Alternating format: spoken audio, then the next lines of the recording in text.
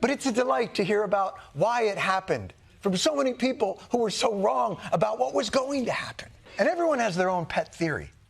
But there's one theory that a lot of people seem to be coalescing around. They were too woke, insisting that people use the term Latinx. You have to say they. No, you have to do this. Stop with the virtue signaling. Step away from woke. Focus less on who is woke and more on who is broke. And although Oprah says she wasn't paid a cent by Harris, the campaign did pay her company $1 million to produce Oprah's star-studded town hall. Well, isn't that paying? And the Harris team reportedly spent 6 figures to build that set I told you about on that Call Her Daddy podcast, you know, which I got her hundreds of thousands of views, but I mean, I don't know that it was cost effective. And then you got Eminem, then you got Beyonce. So let's talk to somebody who lived it, okay? And is speaking out now with her own concerns. Lindy Lee joining us now. Lindy, thank you very much for taking the opportunity.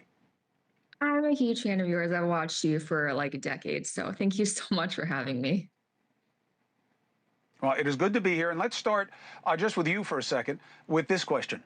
What are you doing talking about what happened in the campaign and absolutely putting a target on your head? Thanks for joining us. You might be thinking you've seen it or another person.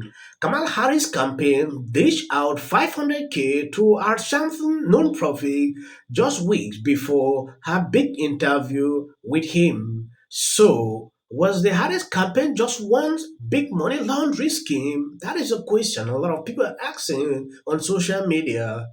According to the Washington Free Beacon, the Harris campaign sent one $250K payment on September 5th and then another $250K payment on October 1st. On October 3rd, Sharpton shared a video of Harris wishing him a happy birthday. About 2 weeks later, on October 20, Sharpton had an interview with Kamala Harris where he praised her for her extraordinary historic campaign. He also blasted Trump for being hostile and erratic. All this is causing a lot of people to question the whole thing. Like, why is this happening even?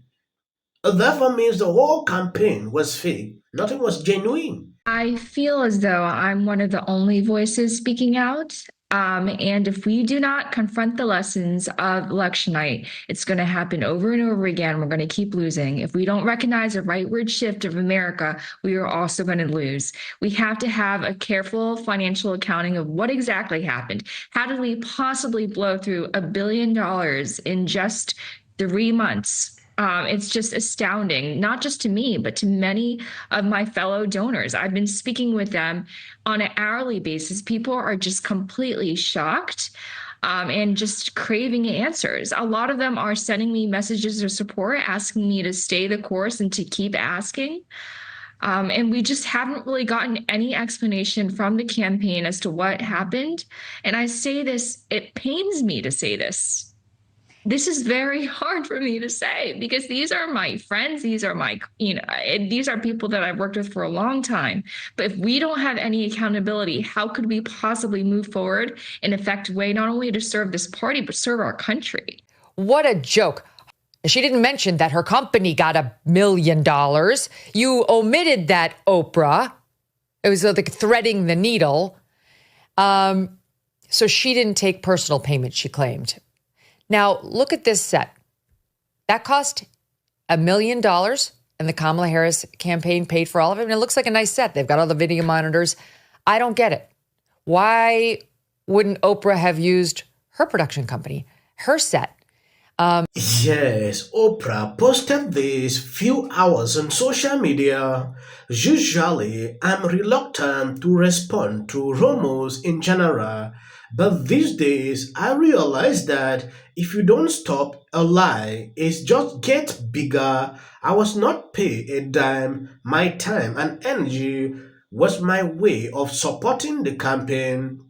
For the live streaming event in September, my production company, Harpo, was asked to bring in set design, lights, camera, microphones, crew, producers, and every other item necessary, including the benches and chairs we sat on. to put on a live production. I did not take any personal fee. However, the people who worked on that production needed to be paid and were. End of story. Oprah responded to that video, and a lot of people are trashing her on social media, partaking to The biggest flop not only was just the vote total, but it actually was a lot of the money decisions that were made inside the campaign. So we have curated now a list. It appears that the Kamala Harris campaign, despite raising over $1 billion, still ended up some $20 million or so in debt and is now currently fundraising, still asking people for money after she lost. Let's put this up there on the screen. So this is an example of one of the emails that she's been sending out now.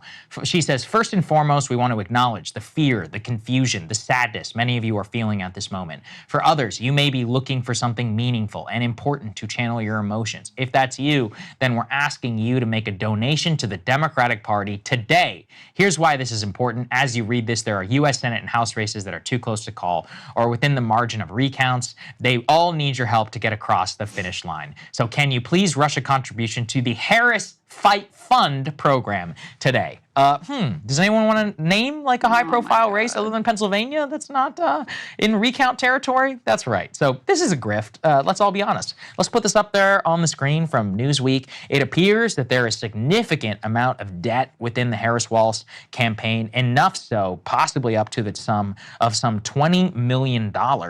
And people are starting to ask major questions about how some of that got spent. I just like the fact that a lot of people are picking this story up, though I have not seen this from the mainstream media. They are not reporting about the whole thing. I understand why they are not doing that. Now, looking at the set here, I think this Daddy podcast, that is where they paid $100,000 just to set up. When I look at the whole thing, stories I was getting on social media, influencer coming to say, oh, I was being paid to say this, it convinced me to start believing those people. Yeah. At first, I didn't want to pay attention, but from all this information we are getting. I've always been a fan of Kamala, even back when she was running for, I remember writing her a check when she was like the district attorney for something. Maybe it was to get out of a parking ticket or something. But I've been writing her checks for a long time. And I just want to bring my daughters to the White House to meet this black woman president. According to a lot of sources I've seen, which I'm going to show you, Megyn replied to this, why would Harris pay someone to endorse her? And if you are Oprah, why do you need another $1 million? For God's sake, give it to a food bank or people in need. There is just a rot in America campaign money celebrating and how it is spent, and I'm so grossed out by this. A lot of people are extremely concerned about what is going on, and they are not happy with it. Over these numbers, $10 million for Beyonce to step up and back Kamala Harris publicly, $5 million for Megan Thee Stallion, $3 million for Lizzo, $1.8 million for Eminem. I mean, is that normally how it goes? You spend $20 million, you get yourself in debt to try to get a bunch of rich celebrities on stage? I'd never seen that. Maybe I'm ignorant of the fact, but wow. I actually saw so many liberals getting super excited every time Kamala had a new celebrity endorsement. But we all know for a fact that these celebrity endorsements are not free. Very good. How do you think the election went? Not talking about the election. Thank you very much. Oh, is it true that they paid you $1 million for the endorsement for Kamala? Not true. Not true, okay. Now it's time to unite everybody. There are a lot of skeptics out there who don't think President Trump is going to be about unity. I want to know what would change after doing this. Comes out against Trump. I don't care if they write that. So, with that, I'm going to shake it off. Figure out a way to say thank you. That guy's name, he's such an absolute prick. I can't stand him. But anyway. Hey there. How are you doing? If you watch this show regularly, I'm guessing you're not doing great. Yeah, me neither. Let's be honest, it was a terrible night last night. It was a terrible night for women, for children, for the hundreds of thousands of hardworking immigrants.